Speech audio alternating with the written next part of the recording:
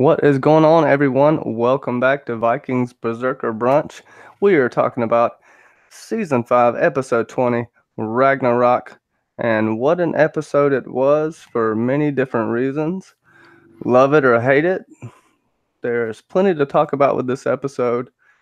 It's set up here to where we have brother against brother, Ivar versus Bjorn and Fitzurk and Finehair, and everything comes together in a head. And without further ado, I will introduce my panel.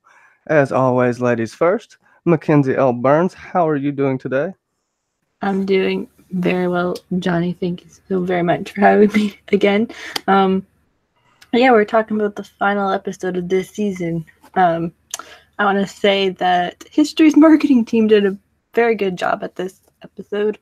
I'm excited to talk about it, or let's say have a great bashing of it almost in a sense. Well, I mean, I may or may not bash it. I do. It's a very interesting episode. We'll get right into it. Without further ado, Justin Thomas from Top Shelf Fandom, how are you doing, man? I know this was your favorite episode of any season ever of Vikings, so how's it going today, man? It's going, man. Been at it for a while now. Just got my video out, got some other work to do, but excited to talk about it with you guys and kind of close the book on Vikings for a while at least. I love where we're at. I don't love how we got there. There's exciting stuff to talk about, but how we got there is questionable. Yeah, that's a good point. All of our favorite characters seemingly are back together. Ivar pretty much going into exile is what we expected and kind of hoped for. We did get a epic brother death in Magnus, and we'll talk about whether his character was pivotal to any damn thing in the entire series, or if there was just he was just thrown in there because he was friends with the director or something. I don't know, but we'll get into it. Ivar is the chosen one. All his brothers are against him, so that makes him the chosen one in his mind, and we kind of see Ivar's thought process out loud here. We also get him building up Kattegat to a very substantial fortress, which seemingly would take a long time, right, Justin? I mean, realistically, they should be able to do that in a month or two. I mean, that's what they do. They do need to be able to, fortify very, very quickly, and it should already have, some battlements and so forth. But yeah, I mean, I don't really know if you want to get into like a timetable of this series. Again, it's making Littlefinger's jetpack look like a logical decision. Yeah. There's a few things to get into here. First off, let me welcome a few people in the chat really quick. Terry T, Anime Lover, Forrest Blurda, Jordy Jedi, Rum Boys Fantasy Network, Mackenzie L. Burns, Sasa K, and I think that's it for now. Thank y'all for showing up. Yeah, Mackenzie, what do you think about, I guess we can get into Ivar's thought process and a little bit into Ivar this episode if you would like to. So it is kind of more or less confirmed that those scouts at the end of the last episode are actually Ivar's.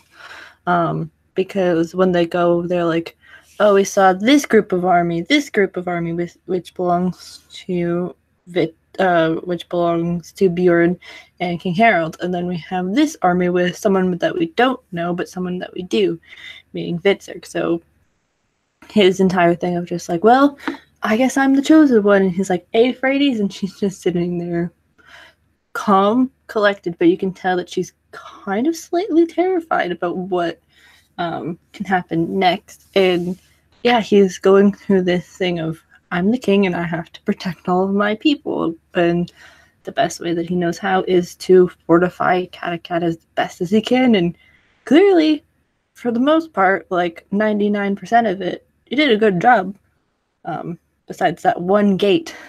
But anyway. And the blacksmith, he had this really important mission that we found out later was just this magnificent work of art. Yeah, Justin, you want to get into a little bit of Ivar there? Yeah, Freddy's has something up her sleeve, right? You can tell from the beginning just by the look on her face. Well, I mean, we have to just think about where we're at in this story. I mean, what just happened in the last episode, what their relationship is like. It's almost like they quickly try to mend it. It's not. I mean, they do. They quickly try to mend the relationship with those two, Ivar and Freydis, in order to invoke emotion later on when she's gone. Obviously, so I'm not thrilled with that. I mean, they're not in great standing. He just killed their child, or her child. I know how babies are made. So her child, and they mend it. You know, they do a quick fix on it. They put a band-aid on that. They show Ivar being a human for a moment, you know, before he goes out to the battle. And that's all to service the sentiment and the evoking of emotion, you know, once she's gone. It is what it is. I mean, I'll just say that I went into this episode thinking about it in a way that I felt I couldn't avoid. It wasn't like, oh my God, is Bjorn and Harold and Olaf and Vitchek going to be able to take Kattegat? I was trying to think of how the hell are they going to make it so they actually do, because it seems like, or they don't, because it seems like the odds are so overwhelming going into this Yeah, what's again. the price they have Ivar. to pay? Yeah, you know what I mean? Like, so the stakes were all jumbled. I was trying to figure out how they're going to make this work, because I know where they need to go. We all kind of do. We have one season left. Ivar's not going to stay there. So we shouldn't go into an episode. And I don't know, maybe people in the chat can speak to this. I mean, maybe I'm alone in this, but I went in this episode thinking, how are they going to make Ivar lose? That's not how that should go. You know what I mean? I shouldn't be workshopping it. And that's even if I'm thinking about it as a casual fan. I can't imagine that I would be thinking any other way. So it's just, you know, a whole lot of poor logic that needs to be, you know, injected here in order to make this series of events work out and not make you angry. They got to get somewhere, which is good, but the way they get there is not to be desired. It is funny too, because Ivar gets his extra 60 soldiers for fighting, and like that's a huge deal here. And they make note of the numbers, but I think their strategy was all messed up. And go ahead, I Kenzie. think there was 13 people, and of those 13 people, they would provide 60. So it was 60 men plus times 13 people. So it wasn't just 60 men in total. It was 13 like lords or something like that, I guess. That would give him a significant force then. Yeah. Okay. Because you can assume it's probably at least 500 to maybe 1,000 people that can fight probably for Ivar. I don't know.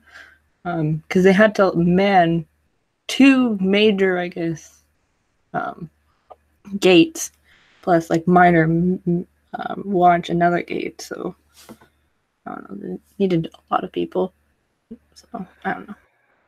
Yeah, and we seemingly still have all of that built up and contention built up with Ivar and his people later. But I guess we'll cut back a little bit before we get into the battle, and we have a quick segment of Olaf, who seemingly is always questioning every single thing they do.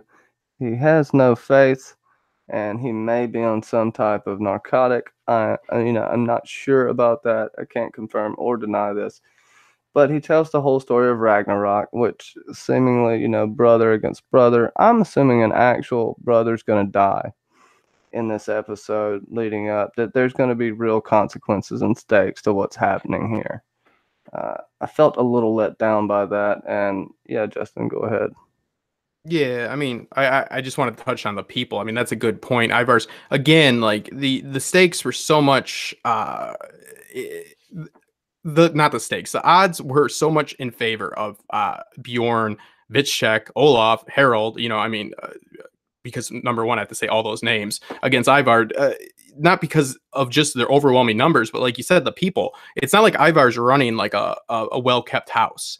He's already got issues. And of course, this is all about him finally having some consequences for the way he's ruled. But again, we're not dealing with this well-kept house that's being invaded by this massive force. And Olaf is cited on the actual website, from being from Ragnarok, which the research I've done, the one the Olaf that he's based off of that brought Christianity to the Danes about 3 generations after, it was also the king of this. And this is where Harold, he's a descendant from Harold and so forth. But the point is, this territory that he rules, that Vitshek went to, is very substantial. He's going to be able to field a large amount of troops. I mean, like an overwhelming amount of troops to face Ivar. And we have to also remember that both of these armies were going at the siege as if they were going to fight alone, right? It was coincidence that they teamed up. So both of these forces, again, should be of the mind frame that they are attacking by themselves, meaning they think they can win. Now, Bjorn and Harold, they run into some real issues and they lose boats, you know, because of Bjorn's poor decision making, whatever. But I like that. But like, it also, that is meaningless again, because we're trying to like stack the odds against them a little bit, because it just seems like such a, you know, one-ended battle here. But again, they don't, because then they have the injection of a whole nother army. Again, both these forces were planning on fighting alone. So Olaf, to me, the injection of that character and having him be so substantial in history, but then also just give him his kingdom and not any of his characteristics, it's just a little bit crazy to me. It's just like Hearst's writing. He writes his show by himself. There are no other writers. Nobody gets in his business. Maybe they should, maybe they shouldn't. I mean, the guy does well for himself, but all I say is I can't imagine what goes through his brain to make some of these decisions. Why, like you said, like, what is it that he's doing? Like, this whole attitude of his is just counter productive. He's not a good leader. He's more of a fool, wouldn't you say? Like, he reminds me of like a fool, like a jester. Yeah, he's a he maniac. Has a bunch of Confucius sayings is all he really does, and I feel like maybe they're setting him up to be some type of bad guy in season 6, given how much he's questioned everything, and maybe he ultimately will harbor Ivar. I won't get into all that. It's just, I don't know. They could go with a few different ways. I know where I want to see Ivar go, but we'll talk about that in the beginning. Yeah, even their army was so underwhelming. It was bothersome to me. It seemed like Ivar had all the cards. Like, he had every single person in the world behind him, and they were ants attacking a mouse, basically. Something insane of that nature. Because even I think something that you said in your video, and something I thought, like, when did all the Vikings get so small as well? Like, everybody is tiny there. Kenzie, go ahead. Yeah, like the army, when they come like basically knocking at the gates for Kattegat, it's just like you don't look enthused at all that you're about to start fighting for someone, like, or at least somewhat angry, because normally like they're all like screaming and stuff. So just like those 5 people in the back that are just like ready to fight, while the rest of them are just sitting there like, I'm just gonna wait and wait and wait until I get the signal to go. And it's because it's at that point, I think that section of the army, I guess, must have been partly like Olaf's, because are they not section, warriors? You know, I guess. Point? Because the section of the army that was with Harold and Vitserg seemed more battle ready, because they were facing against the wall and one of the gates. So it's like they kind of misdirected the extras in terms of how I guess they're supposed to act and what sort of facial like ways they're supposed to like act, because they're supposed to be like more angry, like more tense looks, because most of them are just giving like blank stares and not just like somewhat angry. That's a good point, because how often do you see a scared Viking, really? And it seemed like these were like farmers trembling. I know Vikings are farmers, but they were warriors too. We saw that with Ragnar. That's a good point, Kenzie. Go ahead, Justin. Yeah, no, absolutely. I was in a live chat thread through a good Facebook group, actually a good Facebook group. The Aftermath for Vikings is a great group, and I actually participated in their live chat, and that was something that somebody brought up, and it's like exactly what Kenzie just said, you know, and I go, yeah, I'm like, I like a laid back siege, you know, everybody running around is just going to get hurt. And that's another example. Like, you have Olaf, who is a wild card. That's what type of character he is. Now, that's great for this situation, because that's what I was figuring. I'm like, Harold has, you know, desires that are going to put him that are in contrast with Bjorn's and so forth, even though they're both going for Kattegat, but they're both going for Kattegat. and Bjorn dying would be advantageous for him. So like, there's a lot of things that could have mixed this up to make it make sense. For it to be more of a struggle than it should have been, but we know that it was like literally almost a defeat for them if it wouldn't have been for the last minute change of the soldiers, hearts, whatever. But other than that, like, you can't really explain why they failed initially, right? Like, there's no solid like reason. Like, we just have to, like, bellows, man. It was the giant bellows. But it's like Sunday, it's like Monday morning quarterback. You know what I mean? Like we're all going at this. None of us are military geniuses, so like we just have to like try to figure out. It shouldn't be like that. This show is for the wide demographic. You know, like we shouldn't be thinking about like how they should have approached this siege. It should have been clear in the depiction of why they failed initially. It just wasn't. Like, and you have characters that are capable of creating that. Olaf, instead of having him just be a maniac, show how some of his troops maybe are not as dedicated to the cause because their leader is questioning the cause at every moment, because he's verbally conveying this quite often. So maybe show a few of the red shirts seeing this and being disheartened. You know what I mean? There's lots of things you can do here, and they're just not done. We can't explain why they failed initially. They should have literally like 20-1 at least, even in just Olaf's army. But you don't know. You don't know. It's just because Hearst wanted it to be that way. It's not properly conveyed. There's all these people just standing around, like you said, all dead-eyed. It's like, Jesus Christ, man, get in a fight. Well, you don't see any evolution of Bjorn's character in Battlefield Smarts as well. And also, to Kenzie's point, why is everyone deferring to Bjorn, who actually has no men, but everyone's deferring to him, even asking Bjorn if Freydis can be trusted? Shouldn't you ask Vitzik that? Kenzie, you had a point about that. Go ahead and talk about that for a second. When they obviously are they've retreated, and Ivar technically has won for that short period of time, and Freydis goes and treats pretty much with the other side. She shows up takes off her hood and goes like, why are you here? And the fact that Harold is like, goes to Bjorn and is like, do you trust her? It's like, why don't ask the one who's known her pretty much since the moment he showed back up, and for like a long time, because she's technically been in the show since episode like 3 or something of season 5, and that was when Vitzik was still with Ivar. So it's like, you should have asked Vitzik that question. But who knows? It's to, I guess, give Bjorn some more dialogue, because he has like had minimal dialogue compared to other seasons. But yeah, you should have asked the other brother, but I don't know. It's to make us also look like, what? Yeah, don't get me started on the dialogue, right? We have Bjorn held up to, I guess this episode is the culmination of what he was supposed to be. I don't feel like it was set up that well. I mean, Vitzik never accomplished anything seemingly that he was supposed to in this. There was nothing there. Also, we got to talk about Magnus and what is the point of all this, Justin? These certain scenes, like, it had no emotional effect on me as well. That's not fair. Yeah, well, let me tell you. Okay, no, Mackenzie, did you have something to say? Yeah. Oh, yeah. I guess like the one thing is that we kind of deduced it to almost like a cop out, that because from the entire bit of 5B, it's all us saying that the war was against brother, and the world will be wrecked. They didn't kill really any of their A-level actors in this episode. They've only killed Magnus and Freydis.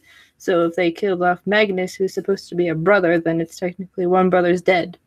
So it's like almost killing off the like Sigurd version of no sympathy deaths this episode. Oh, come on, guys. Didn't you learn anything from A Song of Ice and Fire? You can't live off the prophecy. You can't buy into it. I mean, there's an argument for Magnus. I mean, I think it was stupid, in all fairness. But there's an argument for like almost a case study, like a psychological an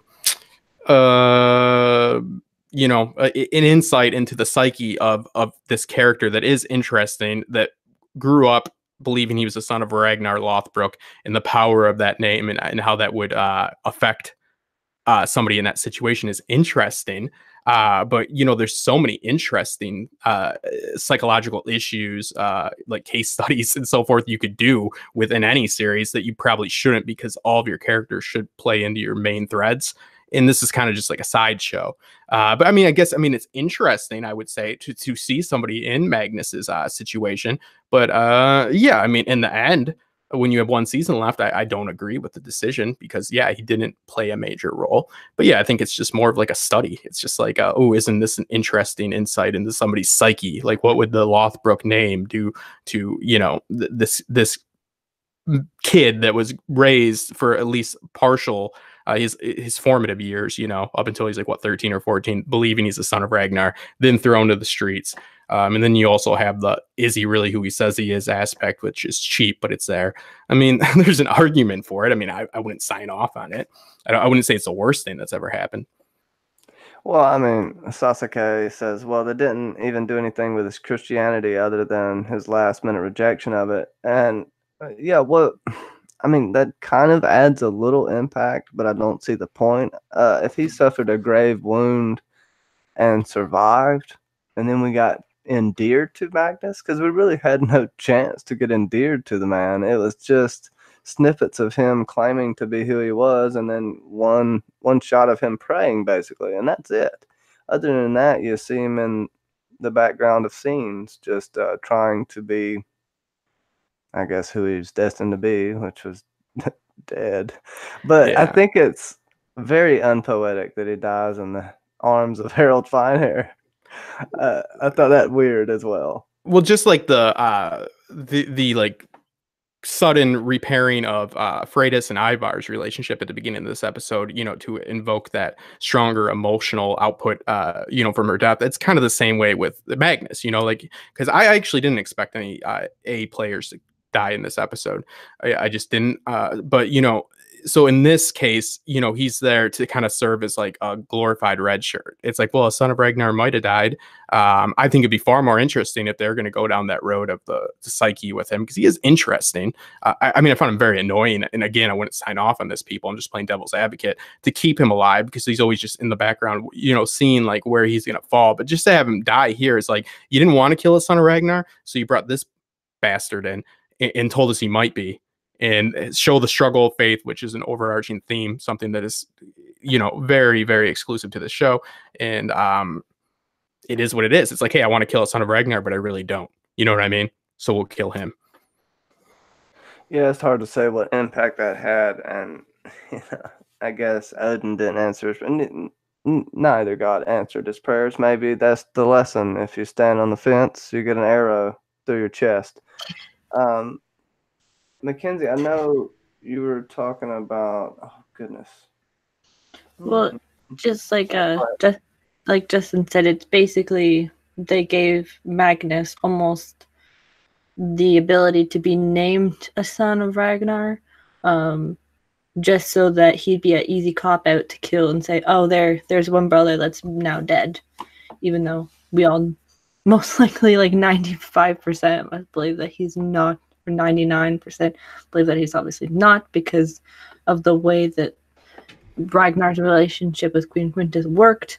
But it's the fact that they did the cop out of how this back half of the season was brother against brother, or one will kill like one of them pretty much, and that's basically what happened. And yeah, it's just disappointing. And I would have thought that they would have actually, even though it would have been very weird, but the fact that if they could have killed another brother, like one that's been a namesake for the past like 3 seasons, to have them killed would have made this episode more dramatic and carried different storylines into season 6. Because now it's just like, what? Well, I have my physician on the phone. Hold on. Yes. No, Justin. Can babies be made by peen? No. Yeah, he's definitely not a son. Then we confirmed it. We're Genetic good. Clone. We can also talk about Bjorn's great escape and the fact that Harold Finehair pulled a Ragnar in Paris. I think was pretty interesting. That seemed to really not as great a height, but it kind of mirrored. Magnus pulled a Floki in Paris as well. Trying to climb up the wall. Well, he was Huh? Get hiding. away, but He was hiding. Mm-hmm. I don't know. No one even really. I don't know. It was a crazy easy escape. Then after that, we have this whole talk of babies. So this prophecy of Gunhild, well, self-fulfilling prophecy of Gunhild of being queen seems to be coming true, so to speak. And is Bjorn going to have more children, Justin? I I love don't. putting great questions on you. Can Uba take care of anymore? We have Lady Dreamfire that has a good question in here. She puts, but wonder why Bjorn entertained him the way he did, and it's something we've spoke about before. And I don't know they'll wash this up to just bad acting or poor writing or just poor everything, but I'm confused about that as well because I took it as Bjorn like immediately knew this was bullshit and was just utilizing this because like first off he had nothing else to do, second off whatever, this is a go-getter for me, this is a patsy, this is somebody that's gonna go and do my bidding, I'll utilize him for all I can, really just not a lot of substance behind that either, but it's like whatever, Bjorn's not the best guy. So but it seemed like Bjorn didn't buy anything he said, but if you look at how Bjorn looks at everybody, it's with that same look, like he has to use the bathroom real bad. So it's like really hard to tell, like if he ever actually, because that what made me not believe this is remember when they get off the boat last episode and he's informed about the praying to the Christian gods, and then he looks concerned. So that leads me to believe they're trying to convey he did believe it up until then.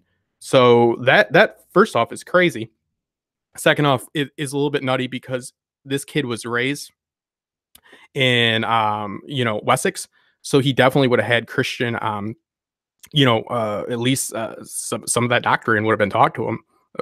Surely he would have been raised Christian, I believe. So like it would make more sense that the son of that Magnus would have Christian beliefs to some extent. His paganism is what I found odd, because how did he become such a devout pagan in a Christian nation? You know what I mean? Like that. What was that? But it is what it is. I mean, why Bjorn does anything is crazy to me. He had Magnus grew up with old pagan witch. That's what happened there. Yeah, it is what it is. I mean, the crisis of faith is like reoccurring. You're not going to get the answer to what gods are real in this, because it's a pretty secular view here. It's just about what the gods and the beliefs in those gods, how they affect the characters. Similar to like Thrones with prophecy. It's not really like the prophecy is going to dictate one thing or another. It's more the belief that dictates the people. But yeah, I mean, Magnus, again, I don't believe he was a good choice. I'm just saying, to play devil's advocate, it's interesting to look at what that name would do to somebody, because in all reality, all these sons of Ragnar we're seeing in the show most likely were just like, if not worse than Magnus. They were people that used the famous name.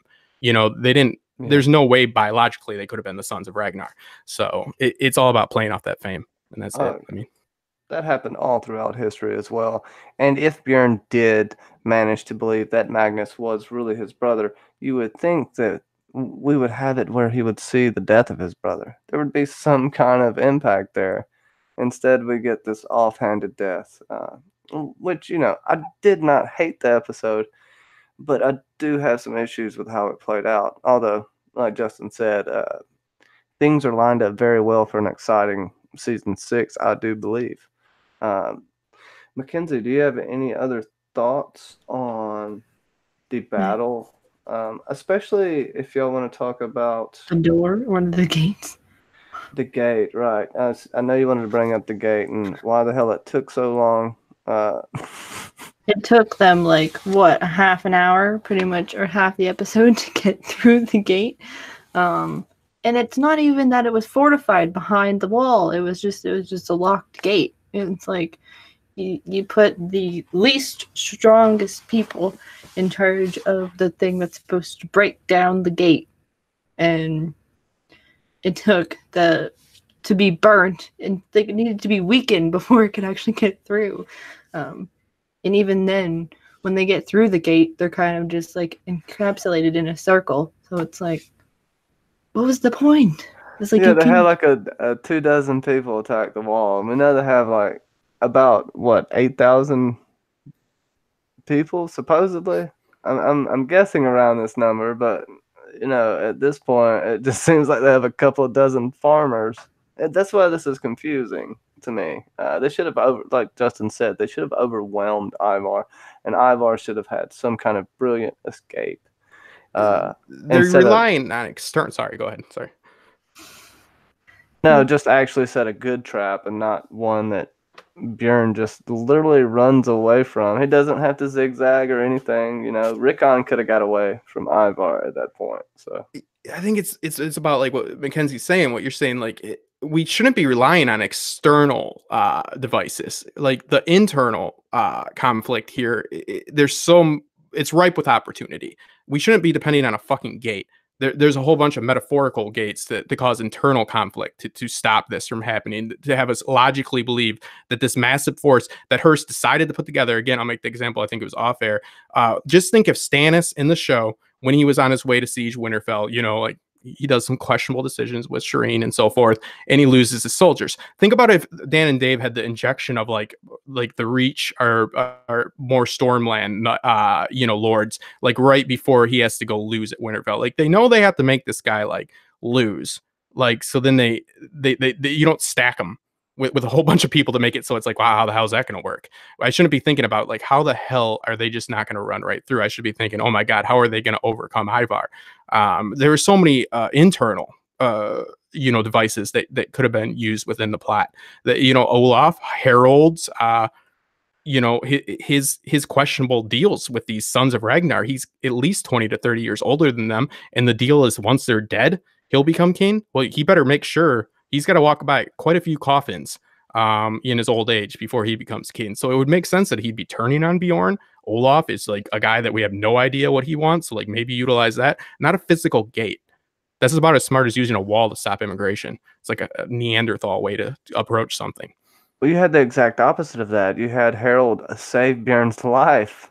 Is this going to turn into some budding golden friendship here? And then we have some other bad. And Vitzerk's, what I was thinking to begin with, which I kind of still don't like, is Vitzerk may be the one to kill Bjorn in the end, to do the thing that men have tried to do for years or whatever, and he will succeed in. I can't remember the wording, but they could play that. I don't know what they're going to do here. I feel like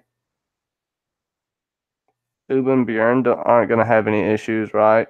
And we can talk a little bit about that. Lagatha, Tolvi, Uba, they all come back, right? And it seems fairly quick considering. Go ahead, Kenzie.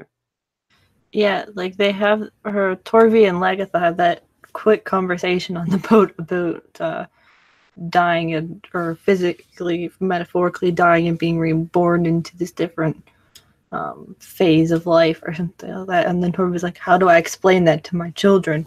Well, Torvi, they're like 5 and 3 years old, so how do you actually like explain that to them properly? Also because it's weird, and the fact that they time traveled so much. So then if they time traveled very far, then I guess by next episode, aka the season premiere, then we should get the birth of Alfred's child, or Elsa's child, based on the fact it took them a month to get there. But again, we're messing with time travel and time logic, which doesn't make any sense. But it's just weird because they show up after the battle's over. Like, I almost thought that it would have been crazy if they had done kind of the Baelish Knights of the Vale thing where they do swoop in at the end and like push more forces against Ivar, but they're just like, hey, brother, you won, congratulations. And then it's like, here, son, here's the sword of a king. Like, what's that? That could have worked. Oh, yeah, the sword. Go ahead. The last thing that's kind of just like, which I kind of caught was kind of that weird, like, what the hell look that Uba gives Vitzerk after he hugs Bjorn. It's like what the hell? Like, you decide now that you want to give up instead of like, what is it, over a year ago when you decided, nah, fam, I'm going to stay with Ivar. Like, come on. Like, I don't know. That's just so stupid. Anyway.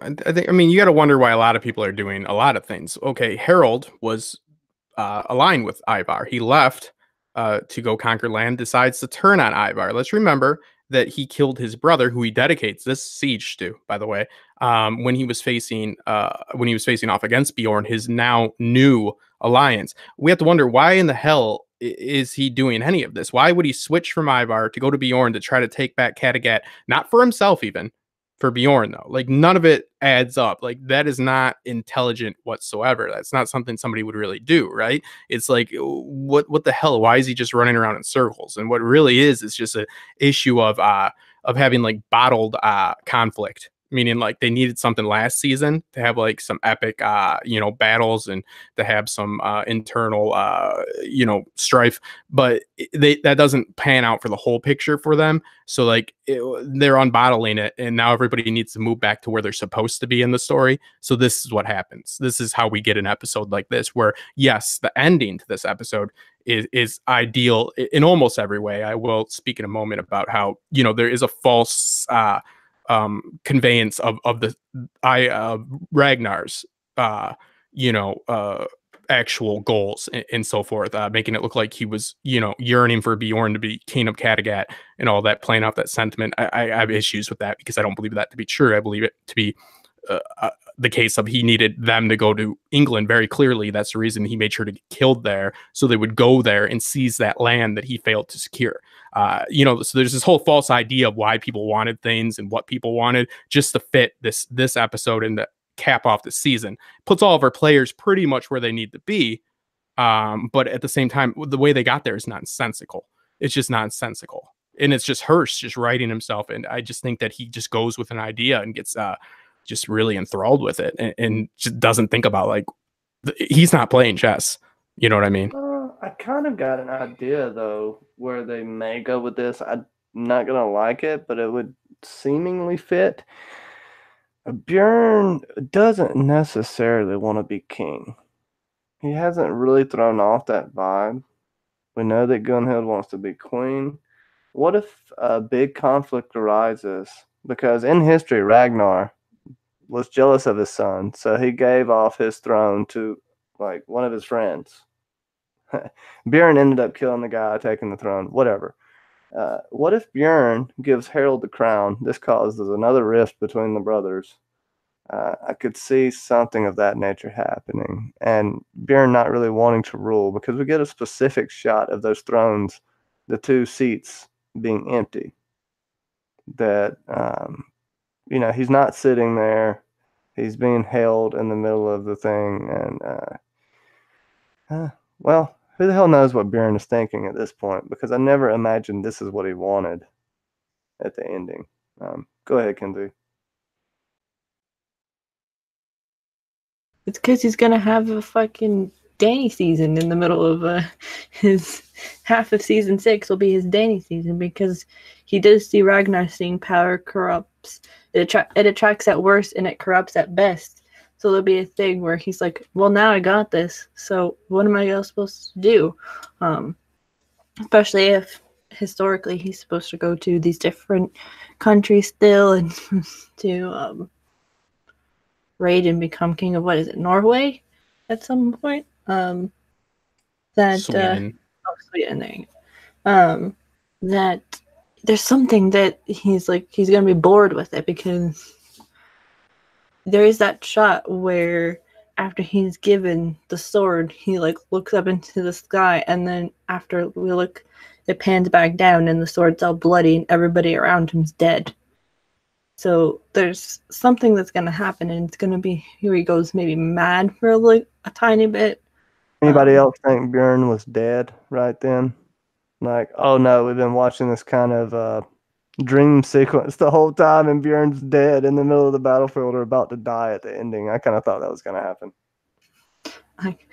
I would have thought that he would have gotten gravely injured, because then that would have been something for his storyline. But I also feel like, what was the thing that I said about Bjorn? It's like almost that this entire half-season build-up was you do nothing, literally, pretty much nothing for an entire season, and then in this episode, yay, I get to become king. It's like, what? You did nothing. You've like said nothing and you've done nothing. You have no army and yet you get to become king. How does that work? Besides the fact that you are Ragnar's eldest son and that you won the battle. Like, means nothing. Doesn't it go back to that speech where he spits in everybody's faces and says they'll all listen to him when all the sons are sitting on the dock, Justin? Oh yeah. Yeah. It's like, Yeah. Well, I mean, you have an issue here. I mean, we shouldn't be wondering why characters are doing things. We should be wondering how they're going to accomplish their goals. We're very unclear about what the goals of our characters are for the most part. It's kind of an issue because it's an ensemble essentially. So it's like, you know, it's musical chairs. They need to get Ivar here. So who's going to sit on this throne for the meantime? But yeah, it's a clear just flaw within the story structure. I mean, it's indecisive. We don't know. You know, Bjorn's a wanderlust character, and now it wasn't his journey. They made it seem like this was like his set out journey and path, and not only does that not play with his actual story thread, but you know the sentiment again behind it doesn't play because that again the logic doesn't make sense for Ragnar to want that. He clearly again sacrificed himself, got himself killed in a snake pit to you know get his kids over there to take that land. That's the sole purpose of that was not for Kattegat, to get them out of Kattegat. He was not happy there. I mean, those people were spitting in his face. He couldn't even pay him to go with him. He gave no shits about that. You know, there's the sentiment of it, and I get it for the show, but it's all false. You know, I mean, it is what it is. I mean, they're just playing like with a few different characters in their path, but in the meantime, the other characters' meanings are losing, you know, any type of clout whatsoever. It's just very, very unclear about what the characters want, which isn't good because you don't have stakes if you don't have goals. So, you know, you can't tell me what Bjorn's goals are. And then you can't show me a sentimental scene that has just got all the cliches with the lighting that Johnny's talking about and so forth, with all this flashback shit, and tell me, you know, feed it to me and tell me it's fucking, you know, fine cuisine. No, it's microwaved and it's all flash, you know, there's nothing behind it. So what does it mean? It's like, oh, that's great. That's cool. But what does it mean? Is that what he wanted? I guess, because they're telling you that. Well, the seer, and it's seemingly the old seer. To me, it seems like the same old seer. No, it's not Floki yet, so don't go crazy in the chat. It says that he's still going to be greater than Ragnar. At this point, in my eyes, he hasn't necessarily achieved as much as Ragnar has. And to kind of go back a little bit, I guess home isn't the settlement, Justin. I did want to ask you about that because I thought home may be Kattegat or the settlement, but I thought you were right. I really thought they were going to bring the settlement back into play. Do you think it's completely gone into play, or do you think that's somewhere that Ivar may be going in his raiding hat? Or, well, you know, never mind. We've seen the previews. Go ahead. Yeah, I think that the settlement, I mean, that's what was conveyed to me. I mean, she had her, again, like conveying sentiment through these very heavy-handed framed, you know, visions and shots, and then going against that, it's like it's time to go home. Like, you know, every bit of dialogue, every bit of exposition we're given, every bit of cinematic, you know, if you look at it in a thematic way, like you're thinking she is talking about the life that Ragnar had envisioned for them. That means a lot. That ground is her new home, and then they end up here. Again, very unlikely, very like odd, hard to figure in our head, something you don't want in a story.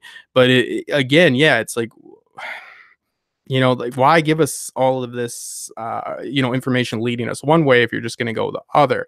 The settlement definitely will play in because it's, you know, hopefully they're going to focus on Ubba and what he's got going there, and they didn't build that for nothing. And I think a way it could be figured out is that Ubba will die sometime in season 6, maybe at the end of 6A, and Ivar will come then and feud with Alfred. But it's hard to say. You know, it's all very misleading. Again, like what the goals of our characters are. That shouldn't be the case. It just shouldn't be the case. You can leave it up to, how do you interpret it? That's fun. But I mean, there are just simple rules of storytelling that are not being adhered to. I mean, I won't sound like a dick, but it's the truth. It shouldn't be conversations like this. It shouldn't be like, what do these characters want? That shouldn't be happening as much as it does, but it does. I mean, it shows that he's wish-washy. It is what it is. Why am I supposed to feel anything? Because you told me to? Walking Dead. Fuck off. No, it makes no sense. Uba and Tolvi should want the best for Bjorn's children. Also in the chat, Bjorn, best father or greatest dad? Let me know in the chat. It would make sense for Lagatha to go back to Kattegat, in my opinion, to get some business taken care of. But Uba and Tolvi have nothing there. All of their dreams, everything we have seen up to this point, is all for that soil that Uba held in his hands, right? That soil that he pined over, that was so excited over. Why leave that to go to a cold place where nothing grows? Somewhere with maybe some sentimental value, but there's nothing there other than your evil brother. Kenzie? Or go ahead, Justin. Yeah, I'll just say that I don't think they're meant to stay there. They're there for the pomp, the ceremony, and then they'll go back. You know what I mean? That's all I'll say. Yeah, because there is a shot, I think, of Uba on a throne or something, or on a high, like a chair with a really high back in the preview. So I feel like they're just going to be there, be like, "Congrats, brother, on becoming king," and it'll probably give us a scene, 2-second scene where Bjorn's actually bonding with his children before, obviously, Gunhild's like, "Well, I'm having a baby," to prove that he is a good father. I don't know, but. Yeah, the fact that there was that whole thing of just they got the settlement and then it's like, thanks, check off, gun, and then run away. Like they have to go back at some point because what was the point of that entire half story arc? Was it just so that there's now Danish Vikings in like England now, or like what? Or just was just so they got advancing of the plot by one character while the other one stayed stagnant, pretty much.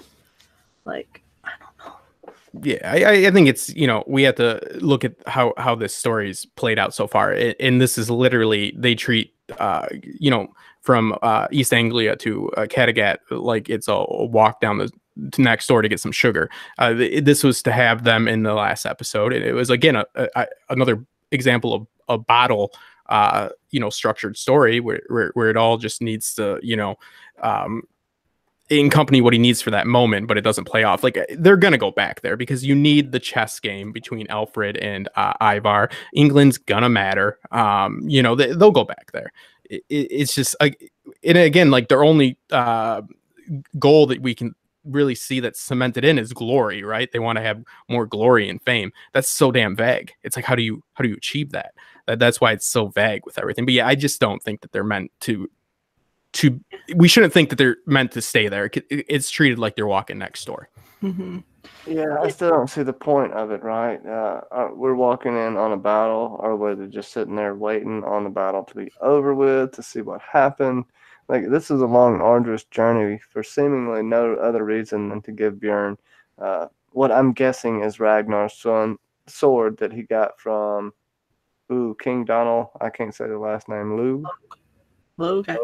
Vogue from season 2, which I think is what it is, but I'm assuming she went to Ragnar's grave and got it. That's why she had the visions of Ragnar's grave. I feel like we're going to get some more clips of that with Lagatha. Mm-hmm. I don't think what happened to her while she was lost has fully been told. I think there's a little more there, which I don't like them really playing with that, but that's just what I'm feeling at this moment. We can also kind of segue from this, and if you got any other thoughts on that, you're welcome to throw them in there. But I want to talk about Freydis's death, Ivar's lack of intuition. I mean, this man is supposedly smart, hardened battle commander, has already seen through her lies for the most part. Why does he not have a guard watching her? Why is he not taking any precautions here to make sure she did not betray them the way she did. That really bugs me because I want Ivar to be smart. I want him to be like he is in history. I want him to be very cunning uh, and very like a trickster. That's what I want to see. But very disappointed with that. And even her death was lackluster in my opinion because I didn't feel anything from Ivar at this point. Yeah, I don't know. Go ahead, Kenzie. Um, the one last thing about the whole thing with Lagatha, Torvi, and Uba showing up pretty much at the very last second is just when Bjorn goes, "You're alive!" Like, no shit, Sherlock. Like, come on. There's like, and the fact how she's like, King Bjorn, all hail King Bjorn. It's like, again, it's like, really? Like, really? That was your whole purpose for going home, was just to see Bjorn named King. But yeah, in terms of Ivar and Freydis, like, there was that whole thing in the beginning before the battle where he asks for her forgiveness. Maybe that's a thing, because if he had to die with a not being forgiven by her or having her forgiveness, something might have happened. I don't know.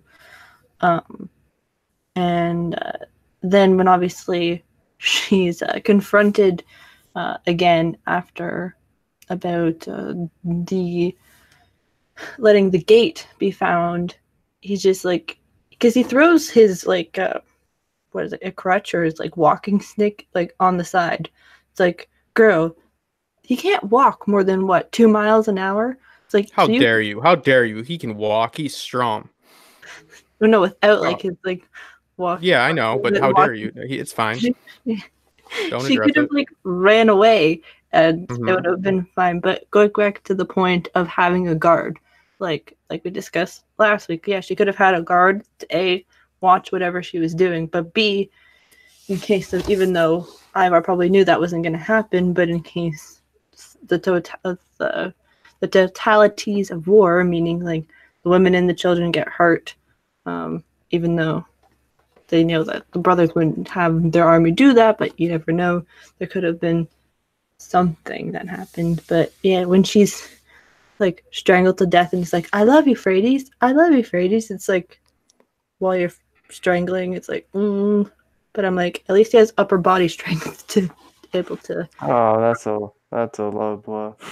No, I thought it was beautiful. I mean, it's simple. I mean, like the whole sentiment at the beginning. Again, it's not him. It's just the show wanting you to feel something when she dies. Yeah, she should have a guard. She should be being watched. Maybe they should have, because they are having, this guy Ivar, one of the main protagonists, in her opinion, kill a small girl after killing a small baby the last episode, and then but there's still people that root for him. I got a bunch of people hating on my last video. Oh, Ivar hater here. I mean, I guess you can really get behind that fella, but like, to better convey like this story, you might want to like maybe inject some more of that sinister behavior of hers, because she, obviously had, like the whatever, the Stewart, his helper, for the handicap that, he overcame through just pure will of wanting to walk. She had him killed. She used him. Maybe they should have shown her seduct some of the guards. Maybe they should have shown the separation within his own household because of his ruling, the way in which he rules, which is not just or fair.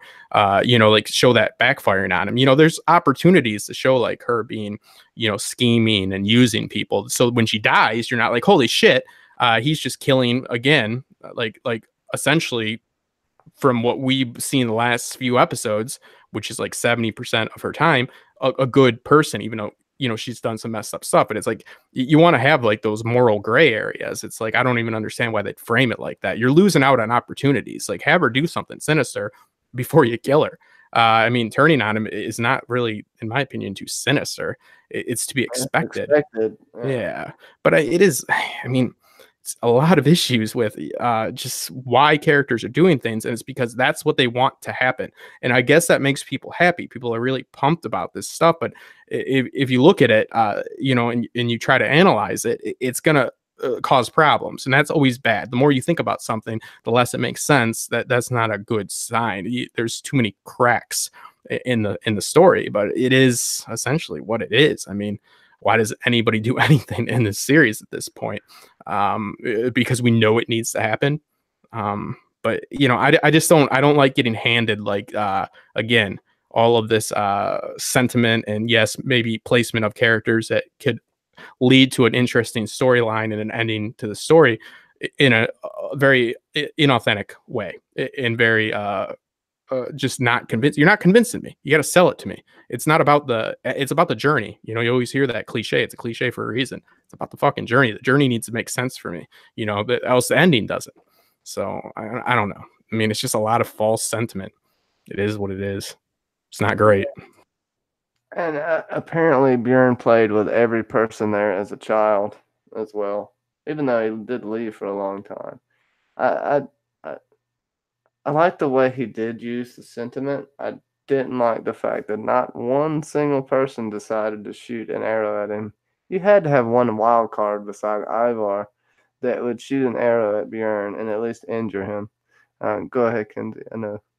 Yeah, like that whole where he's almost has like his slight "I'm gonna cry" / whine voice was Okay. like, "You know who I am."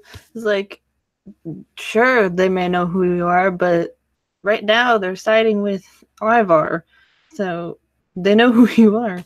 So it's like, does it really matter? And yeah, the whole thing of like, I played with you when I was a child. It's like, weren't you like 12 before you like came to Kattegat, and you had probably your armband too. So it's like, then you're technically a man when you have the armband. So it's like, not really a child if you have the armband.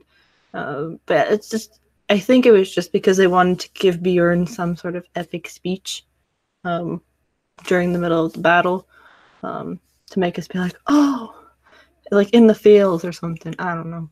You weren't swooning? I mean, it was epic. It it was okay. I feel like I wish we would have got more out of that uh, little fight sequence. Ivar just kind of scampered away. Uh, I didn't really like how they did that. And then Bjorn had this weird affection toward Freydis, right, Justin? Did you find this kind of odd? It's not authentic. It is, he doesn't know who she is. I mean, why would he care? Again, it's false sentiment. It is what it is. Not good. It's not good. There's no reason. There's not a damn reason other than we have to figure how he would feel about any woman that is found dead, which yes, it's not great, but also Kenzie spoke to the casualties of war and the totality to be expected. Doesn't mean it's good, but what for some reason that body meant more to him. Nah, it's supposed to mean something to us, so it means something to him, right? It's not really how it works, but it does work for the. I mean, hey, if you can watch it and get joy out of it, that's great. I mean, I got joy out of it, but I'm just saying, I do expect a little bit more out of the series. It's especially when it's right there. There's so many different ways you could have went about that. They shouldn't have to talk their huge army through the door. Their huge army should blow through that door. You know what I mean? It's a whole lot of wanting things to be the way they are, but having trouble conveying them that way. Oh, we can't have him lose, right? Like Ivar can't lose a straight up fight. It has to be because of somebody backstabbed him or something, because then he'll have a blemish on his tactical genius record. And there's people, I mean, they'll argue. They'll always bring up York, which is the only relevant and only good argument for him showing any type of tactical sense is the sewers. But again, the sewers are still his legacy, in my opinion. So have fun in those sewers. Yeah, honestly, and I felt like Vitzerk's role and his whole plot got thrown to the wayside for Bjorn in this episode. I really wanted more out of Vitzerk. We didn't get much out of there. It said that he is probably a bronze medalist pole vaulter. I'd give him that. That's something we did learn about in this episode. Yeah, Justin, I'd really like your take on what they did with Vitzerk this season. There was a lot of buildup for him to nothing. Same thing they did with Bjorn. Same thing they do with all. I mean, Bjorn was the device to get Uba to where he needed to be, correct?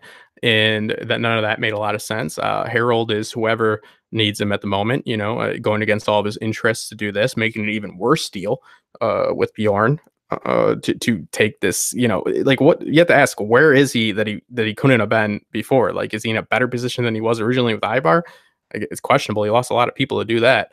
But yeah, I mean, Vitchek the actor is good. I liked where they were going. I liked the separation. But again, you have a lot of brothers leaving each other, coming back to each other, and then having them injected in the feuds that are their actions are all to serve another purpose, and it's never theirs. So it's like we learned that Vitchek found his way, but his way just ends up being utilized, or not. That's not the right word, but yeah, utilized to fit what they want to happen with Bjorn at the moment. So, and those are the tiny little sacrifices, and not even that tiny, that add up. Those are the little things that happen in your story thread that keep adding up. And hers has a large, in my opinion, checklist of, or at least his number is high as far as all these little missteps, these little things in order to service this little event that you want to happen, this moment of emotion that you need to convey. How much are you sacrificing from these characters? And it's ensemble, so it's tough, but he decided to tell the story of Ragnar's son. So, I mean, he's a big boy. I think he can take the YouTube heat. They took the death of Thora and the burning of her alive and the family, and they just kind of glossed over it very quickly. There was no emotional impact even. We didn't even hardly get a chance to see Vitzer have to sit with that. She didn't mean much to me, though, to be honest. I mean, that relationship didn't mean that much to me. No, but I felt like it meant something to him, and we still got nothing out of it. But I guess it's going to play into what may happen in season 6. I honestly have no idea. Go ahead, Kenzie. Well, I feel like that relationship meant something to him because it wasn't his brother, one of his brother's pieces as well. Like, he didn't have to share her with any of his other brothers because that was like the same thing with like Margaret. Like, his entire relationship with Margaret was because she was also with Ubas at that time, so it was like he didn't have to share her with anybody. So it was like, and it was a sweet relationship. So because I guess it kind of confirmed his worst fear, which was that it was like, oh, I'll just burn her alive if she betrays me. And it's like he maybe had figured that out. And maybe in some sort of sense he should have said, well, damn it, I should have brought her with me when I had the chance, even though it'd be leaving her and her family behind. He could have potentially may have done that. But yeah, they grew Vitzerk's character only to contract him again this tiny bit of a like this episode. Like, they grew him just to subtract him down to like maybe a page of dialogue, or a page and a half of dialogue, because there wasn't that much that happened throughout. So it's a weird thing, and who knows? If he's supposed to do greater things than the other brothers, then that has to happen, I guess, next season, or else it's lost on his character. But yeah, it's just give him something to lose. You know what I mean? It's not that she doesn't mean anything. Of course, it seems like she means something, but it's just like a little bit better fleshed out than your basic Walking Dead death. Of Scotty, who's the nicest guy in the world that you meet 2 minutes before he gets killed. It's giving him something to lose. It doesn't mean as much because it's almost. I mean, I just see it coming. It's like, oh, something bad's gonna happen to her. You know what I mean? It's not like, oh, I wonder if that's going to be the girl that he stays with, or if they're going to have a family or whatever, some bullshit, pipe dream. It's like, oh, I bet she's going to have a horrible, horrible freaking future because, he needs something to lose. And also like the whole, like, what are they going to do? Like, at the beginning of the season, did you think Bjorn has to become king of Kattegat? Did anybody think that? I mean, like, this is the end cap. Like, this is what we've all been pushing for, right? It's like, so no, it's not. It's so weird, it's so cluttered. It's just in glory and fame is subjective as well to a point. So it's like, what's better than this? I don't know. And somebody mentioned Ivar isn't in Ireland. Yeah, he's not in Ireland where he should be if we're going to go by historical accounts or even the sagas or Scotland. I would just say don't even look into that. I mean, it's all going to be about him on his redemption arc for 6A in the Rusland, and then him in 6B having his chess match with Alfred. And that's what they needed to do. They needed to have him get what happened with Uba at York, pegged down. He needs to get make his own way.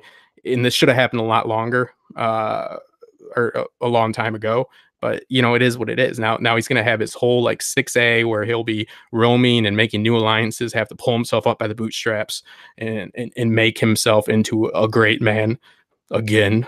And then you'll see him with Alfred. The others, I don't know.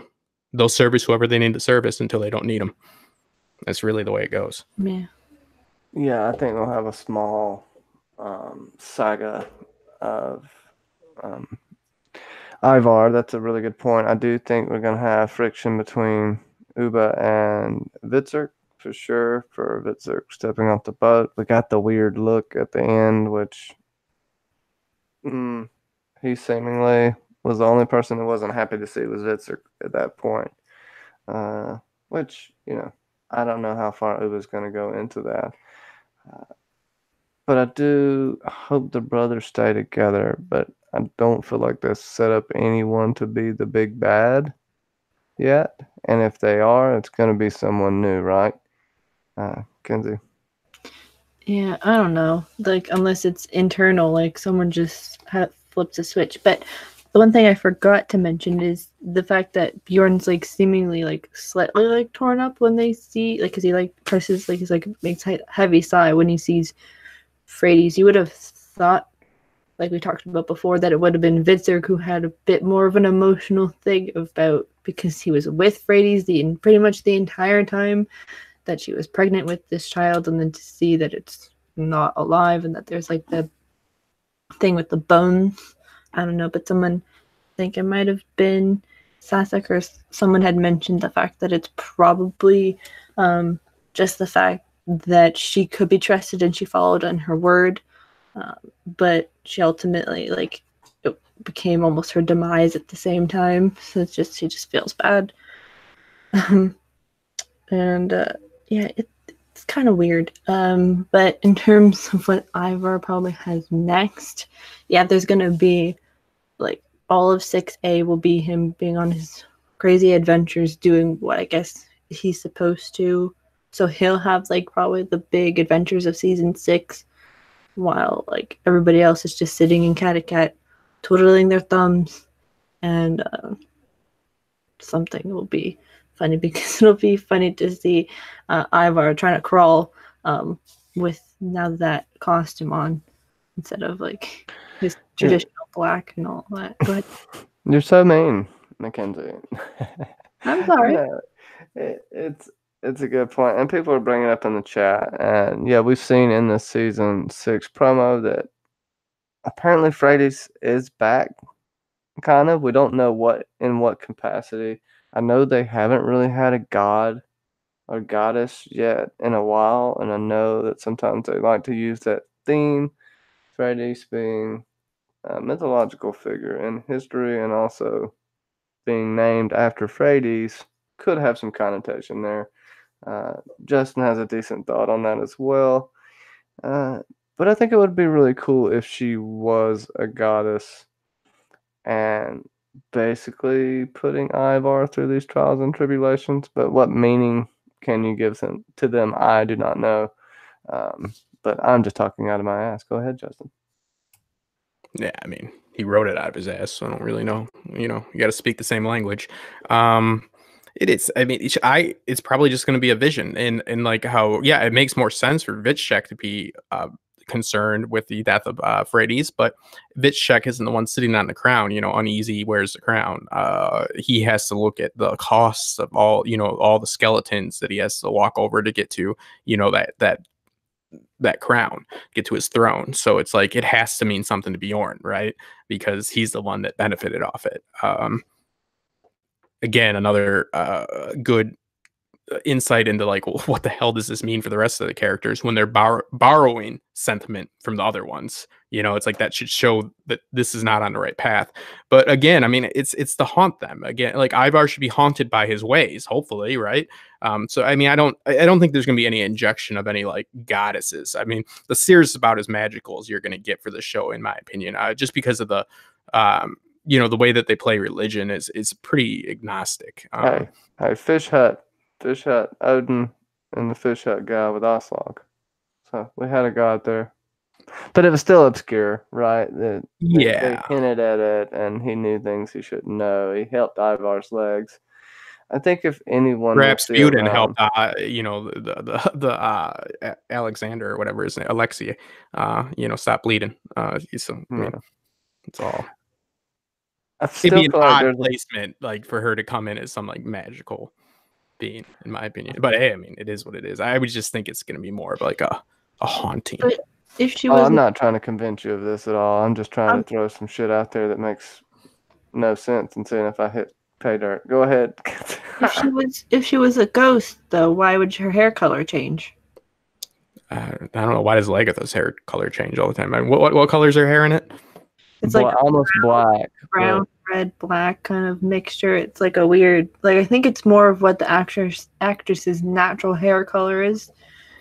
Or before she has like the wig or I guess dyed it.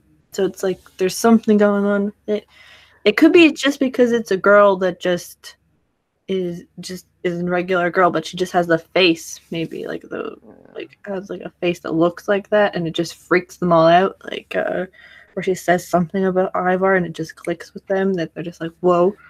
More than likely he's gonna see her everywhere, kind of suggestions. Yeah, that makes sense. And changing her hair to a darker color, I mean, makes sense visually to convey like a spirit. I mean, or just every woman's face he sees. Yeah, that's a good point. Her face at some point, he just can't escape her face. Yeah, that's good. I mean, somebody should tell her to do that because that's smart. But yeah, I like that. Sasuke says it's her long lost sister. Yeah, her twin sister who's also a slave, but now lives in Kattegat. So, before we get into our final thoughts, I'll let you go first, Kenzie. Is there anything in particular in this episode you would like to talk about? Not really. But we kind of like talked about it. So it's like there'll be probably a weird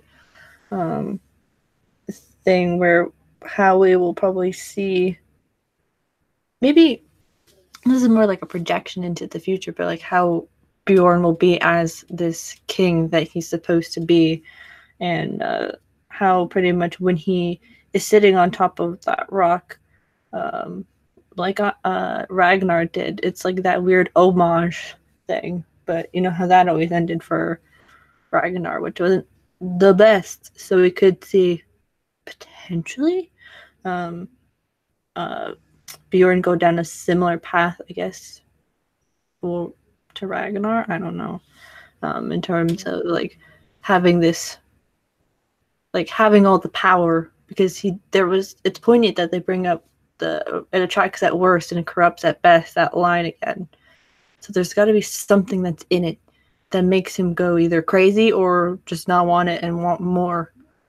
Like, because I don't feel like he'll be so happy just sitting there, just twiddling his thumbs, being like, "I'm king. What do you want now?" Like, there's gonna be something that propels him forward, and he's not just because that would be just because then that's just basically what 5B was for his character, just dragged on a bit more. Yeah, it's a glorified revenge plot, honestly, in my opinion. You have him going back to get his evil brother is all we really see, and this weird love story forced on us in the middle. Even though I do have to say Gunhild is awesome. I actually really like her character. I loved when she slapped Bjorn right before they were about to fight. Harold, him and Harold were about to fight. I thought that was hilarious. Go ahead, Justin. Yeah, I did find it odd that she wanted to be with child if she was going to die. That's an odd statement. pretty much the worst fucking thing in the world. Yeah, I also like as far as sexual preference. Yeah, I enjoy all that. But yeah, the whole death and being with child. I think that I mean, the best way to predict future events is by looking at the prior and Bjorn's ruling method. We've seen a little bit of it when he got Floki locked up. He's very heavy-handed. He's very brash. He's not as much of a thinker as Ragnar or the rest of them. I mean, he's not much of a thinker. Very really, he's a meathead. He's been conveyed as a meathead. He's very heavy-handed. He doesn't sit around. Like look at after they got after the heathen army invaded, then he was out. Like he didn't like, when issues started coming up between the brothers, like he's like, I'm out. I'm going to the, he's very easy to jump ship. And you're right. Something needs to propel him forward again, but where is forward for him? We don't know. We have to really look at like, is Harold going to end up, doing what he did? And I mean, you can pretty much throw historical accounts in the sagas out the window for most of these characters, but in the show, he did, from his introduction, say he's going to be king. So I do believe there's some clout to that statement and reason to believe that will happen. It's just how does that happen? But yeah, I mean, Bjorn is very heavy-handed with his rule, very heavy-handed with everything he does. So I think that he's going to find this to be very difficult to navigate for sure. There's no indication that he would be a good king by any means. Not that he's evil, but because of the way he rules, by the way he makes decisions. It's very brash. No, he would let other people make the decisions as well while he's off doing things. He's a Robert Baratheon, right? So he conquers, not rules. Yeah. Could you see him seeing the throne as a corruption, and that's why he doesn't want to pass it on to his brothers and tries to talk them out of it in a way? I know we got to go. I'm throwing history out here, and I'm just kind of throwing what I'm seeing a little bit with Bjorn's character. We got this whole power corrupts thing. Everybody that's held Kattegat has not had a great time. Maybe Bjorn will see this, and this is how Harold ends up getting it. That Bjorn sees it as a curse. I'm not sure. I do see maybe a budding bromance here, right? So I don't know. Uncle Harold Finehair, right? No, kids. Well, you have to figure that Lagatha will die probably within the first half of 6A. Probably, far before the end cap, far before the 10th episode. So I feel that really, especially with Lagatha making sure to make her appearance for all the pomp and all that, this is his yearning to sit on that throne will be far, far less once she is gone as well. So that will probably be a big launching pad for him as well. But yeah, I mean, the power corrupts. Yeah, of course. Again, I mean, he's pretty easily swayed to go and do whatever the hell he wants. So I don't think he's cruel. I just think that he's not like there's not a lot of internal conflict with Bjorn, not the adult Bjorn by any means. Not that I've seen. It's either, hey, I hate this and I'm leaving, or I love this and I'm doing it. He's impulsive. So I think it's just going to be like a subdued Ivar. He's not inherently evil by any means. He's just not, he's like, he's a Robert Baratheon, man. He's this fucking meathead. Like having children with all these women. Well, the way they built him up to is hard to find a fitting in for him now. Like, what's a fitting what's going to be a satisfying end to Bjorn Saga? Is this it? Because if it is, I am not happy with Bjorn Saga. Supposedly one of the greatest of Ragnar's sons. But sail off in the sunset. He's wanderlust, man. Go back to the Mediterranean. Go back to Byzantium. I mean, I really feel like it'll be more off into the sunset for him. Go to Italy. Maybe I'd like to see him maybe hit Rome, even though he didn't do that in history. He thought he was going to hit Rome. Yeah, it happens. We've all done it. So I think that would be really cool. But that's the thing. You got these three sitting there, and they're going to have to split apart again, I'm assuming, because we got the old band back together, but for how long? Yeah. what would be? Is there anything in particular you would like to talk about this episode, Justin?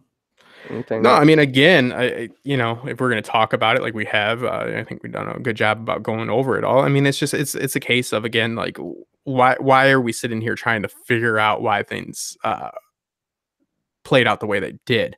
We're happy with, for the most part, about where it's headed, but again, how they got there was questionable. So that's just, it's not the best storytelling. It's not the worst. Obviously, it's still a good show. It's just, these are questionable methods in order from Hearst in order to get us to where he believes we need to go. I mean, I really do feel like this will be really centralized in the last half of 6, meaning 6B, the last 10 episodes, and it will be focused on Ivar and Alfred. I think that is the setup, and everybody else will be merely a sideshow. And we will see a lot more of just riding off into the sunset. And, we will see deaths of characters as well. I mean, I have reason to believe that we'll see almost all the deaths of all of them, and up until Vitchek and Ivar last is my prediction. They will be the last remaining ones. And it's going to be primarily the focus. And I hope they do what happened with with Ube is very much Guthrum, both in this series and actually in the even sagas and historical accounts. It's just a secondhand telling of Guthrum's story anyways.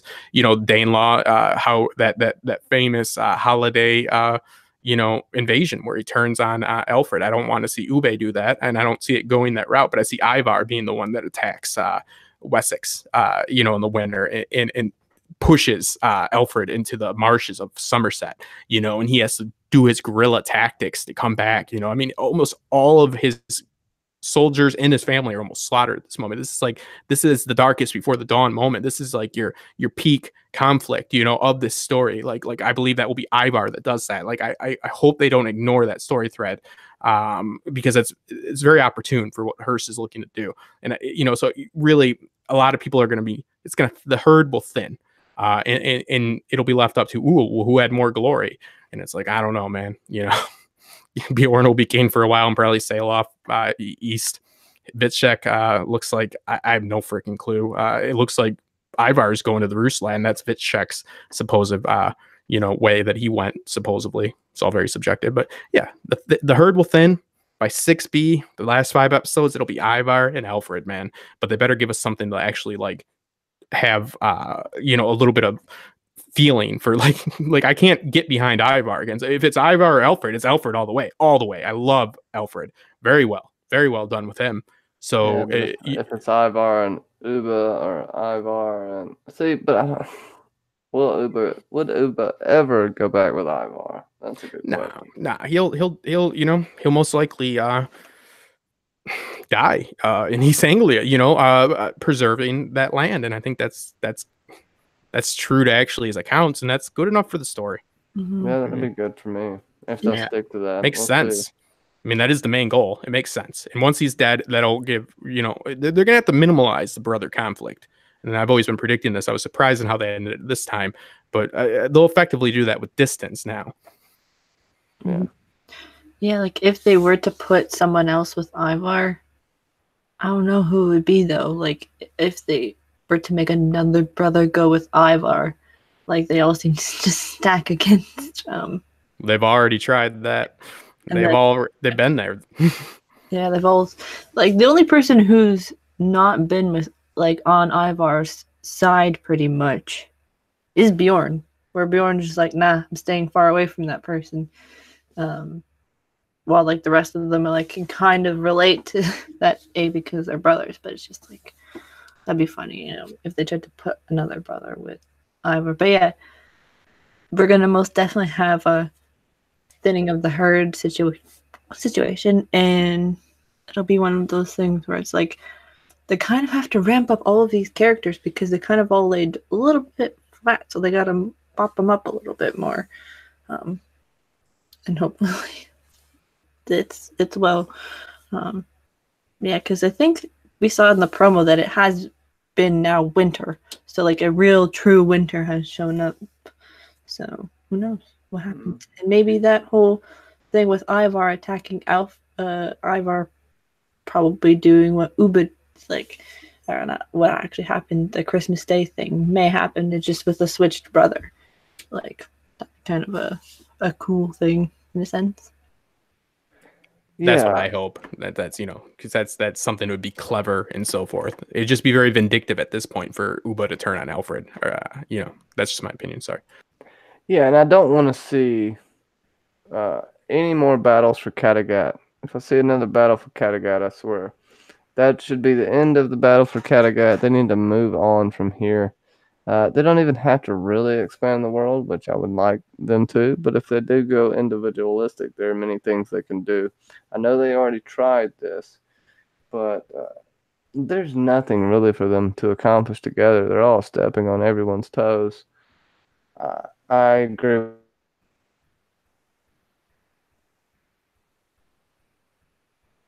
with how they got there. I feel like it was a big letdown for me, especially how much they hyped up this season. How bad did I just drop just then? For like the 15 to 20 seconds.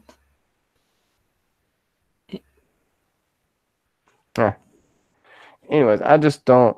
I feel like they let me down slightly because they built up this finale. They built up all of this for, we got Bjorn being king, but that wasn't even kind of in the cards yet. I mean, we knew it was going to happen, but for that to be the big payoff really disappointed me. With that, Kenzie, I'll put you on the spot. Would you like to give this episode a ranking? And I'll go last because Oh, shit, God. I'm at last. This, yeah, like as a marketing, an ex marketing and advertising student, this season, especially this back half of the season, was shown to be very epic, especially like with the battle for Kattegat, and how we in our minds figured how the odds would stack up, and it just fell flat. I would have thought that because it's the penultimate like finale of going into the final season that we would have gotten at least one really important person die. Like, yes, Frades is important, especially what may come of her next season, even though she's dead. That we would have gotten someone who has tons more like value and is in like basically who's in the title sequence would have probably died or gotten gravely injured, and us not knowing what happens to them. So I feel I'm being kind of generous, maybe like 6.5, because it was good for what it was, but it falls flat, especially when it comes to the battle. Like it, from all the promo material, they use the best clips to make it look great, and it just falls flat because they can't get through the door, and then they're just like, retreat, bye.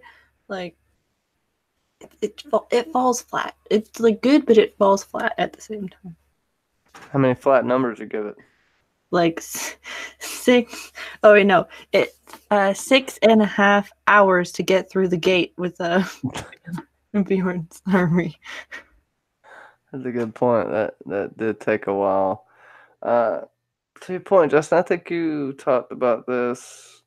I don't remember when we talked about this, but the whole thing with advertisements and how they do trailers nowadays, and sometimes they tend to show too much and hype up all the good stuff, and then everything you're left with is just the shitty middle. Go ahead. What, like, how do I feel about? I haven't. I've seen the trailer. I saw the trailer very briefly. Yeah, I mean, trailers are usually outsourced to boutiques, trailer houses, trailer parks. Not not a mobile home, but they're small boutique specialty agencies in production centers that are essentially marketing in every sense of the word. It is, and that's what a trailer should do. A trailer conveys the product, it sells it to people. So, like Suicide Squad is a good example of a very successful trailer and a very flawed film, and it's because they had the actual trailer house recut that film to like adhere to that trailer, and you see like it's a lot of flash, it's a lot of pomp, but there's a little substance to it. The nitty gritty, is not there. So it should give you enough to wet your palate and get you in the door. Once you're in there, like I feel like I am now served a fine meal that looks like it's going to be really good, but I walked into a Taco Bell and I got like a filet mignon. I don't know how the fuck it got there. It doesn't make sense. And I don't excuse. I just won't excuse, I mean, I'll sound like a prick, but I mean, it's just, there's so many outs with this, I can't believe that any even just introduction screenwriting course, even like a local theater group, like where I took some of my courses, would look at this and say, that's good. They'd be like, okay, but we have more to play with here, Justin. We have internal conflict that could be utilized instead of just leaning on this external. That seems very, it's not plausible, that doesn't logically add up, that we have a lot here. It makes you mad, because it makes me mad, at least, because there's a lot they could have done differently that would have got to this outcome. We needed to get here, but it's like, he had so many paths that made more sense, and he just chooses constantly to do this. I mean, Aethelred is just a prime example of Hirsch just doing crazy shit that is not in his favor. Keep a brother around, don't end up utilizing it, but make sure you ruin other characters and make sure people ask, why the fuck did that happen? It's like, how do you do this? Like, how do you continue to do this? Like, I'm happy where it's at, but it's like, that doesn't give me a lot of faith in how he's gonna stick the landing either, though, because he continuously it seems like manic. He's like a guy that has ADD and just doesn't have enough meds or no meds. I don't know, or too many. I don't know what he's doing. It's craziness to me. I mean, it might sound silly, and I know a lot of people are happy because it felt good. It was a feel good moment. Bay is very good at that, he conveys or injects emotion in a very, very effectively, but that it's false sentiment in a lot of ways, in my opinion. Again, that was not Ragnar's dream. Don't manifest something just so it fits this mold, because that's not the bigger picture. It just does nothing but chips away at your story, just chips away every single time you do it, and eventually it just becomes nonsense. Like Alfred has done really well. He did so good with Alfred. I think that is so that's just perfect. I mean, except for the ruining of Judith, but whatever, I mean, for the most part, Alfred's perfect. But now you're giving me another protagonist that have our classic, modern day peak TV conflict with, which we're supposed to have, colors of gray, and I'm supposed to be conflicted, like Blackwater, the Battle of Blackwater. Perfect. We don't know who we're rooting for when we watch that. That's why it's so good, right? Like we don't have a set like winner or loser anymore. That's not how they do things. But Ivar he's not Tony Soprano went to therapy, and he was a mean son of a bitch, but like he had like his doubts and he had emotions. We had empathy for him, not sympathy. I have no empathy for Ivar. Horrible piece of shit. Literally checks every box. There couldn't be a worse person. I fucking hate that guy. Fucking hate him. And he's whiny, and people love him. But if he's writing this for casual fans, Hearst doesn't come off as a guy. Watch some of his interviews. Maybe you think I might be coming at this too hard for whoever's watching, but trust me, watch some interviews with this guy. Watch how he looks and thinks about story structure and storytelling. He doesn't watch Game of Thrones. He doesn't like it. He doesn't watch all these other shows that we like. All right. He holds himself to a pretty high standard. And I don't know how he, to be honest, sometimes looks at himself in the mirror. It's not like this guy's like this like guy that's writing Rain. He truly like has like a very solid like philosophy on how he thinks stories should be conveyed. And it's very odd hearing him in an interview and then seeing his work sometimes. That's all I'll say. So I mean, if I had to rate this episode, I would literally give it a 2 or 3 out of 10. Because it is great where we're at now, but he got there in a clownish, buffoonish, heavy-handed, just dumb way, just dumb, every way about it. I mean, honestly, I could turn in 10 spec scripts within one day that would make more sense within this episode. Spec scripts, you can write one episode for an existing series. You can rewrite. A lot of people do Law and Order and shit. Write a spec script. All you fan fiction people out there, just get a screenwriter program. It'll format it for you. Guarantee you can get there in some more convincing ways. It's like, oh, but it was so beautiful at the end. It's like, well, you got that, I guess, no matter what. I mean, you literally couldn't make this less logical to me. And that's it. No, I would agree with you. I don't even think you're being too harsh with this, because Ivar, there has to be something there for you to want him to live, to almost not want him to be killed. But no, we just want him to hurry up and die sometimes. At least me as a fan, because of how evil he is, what he does. And there's no there's seemingly nothing he won't do. He's hitting rock bottom, and honestly, our hope is right the rise of Ivar and him learning from his mistakes. But maybe he'll just learn like logistically from his mistakes and still be an evil asshole. I Yeah, really he's think gonna they'll keep him learn. that way. Yeah, you're right. He's gonna learn. I mean, he's definitely gonna have his comeuppance. He's getting them right now, but it's like, man, is this really like we're at the very end run here, and now you're doing it? Yeah. He's had Sessa, plenty of. Sorry. no, go ahead, man. No, I'm done on that. I mean, I do believe that he will before people say, well, he's going to have, some character arc here and he's going to overcome some things and we're going to see some weakness in him that we can have some empathy for him and see where he's coming from. Yeah, I know. Trust me, I know because Hearst isn't an amateur, but at the same time, God, wow, that's a sprint, man. You know what I mean? Like this could have been doled out with all the fucking time you waste with characters like Magnus. And I mean, come on, we've had some time now. This could have been happening. We could have had this character develop. Was Tony Soprano just a piece of shit until the last half of the last season? No, it was Walter White. Just some bastard until the very last moment. Then he's like, oh, I also might, try to have people like it's just cheap. Again, it's the whole thing of the band-aid on the situation. Ooh, make Ivar seem like he's loving for a minute because she's gonna die. It's just The Walking Dead. It's just spread out, instead of 2 minutes, it's 2 episodes. Too late, too little, Yeah, it's definitely, it has to be too late. There's nothing for me that can endear me back to Ivar. There's no struggle at this point for me that he can go through. He's did everything so wrong. But I'll give mine a 5 out of 10 Bjorn babies because he's probably going to have a dozen of them. And then we'll get this weird flash forward of them talking about Bjorn and probably the mid-season, we'll get another saga of Bjorn probably type thing. And Sasuke gives it 7 out of 10 baby skulls on the bed in a box. Which, hey, yeah, it's awesome.